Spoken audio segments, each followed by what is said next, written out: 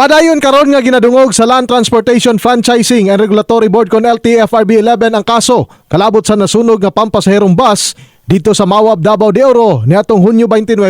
Sumala pa kay Engineer Ronel Victor Panigon, ang Transportation Development Officer 2 sa LTFRB 11, human nga ipagawas ang show cause order batok sa mga kumpanya sa bus niadtong Hunyo 30. Gisundan girayon kini og hearing niadtong Hulyo 2 din kasamtangan ginaproseso ang mga ebidensya aron mapahamtangan og multa ang maong kumpanya. Ibutang sa office, no, so wala pa ma-determine kung pila jud ang amount na ilahang penalty sa pagtungod ana nga incident, so ongoing gihapon, ma'am.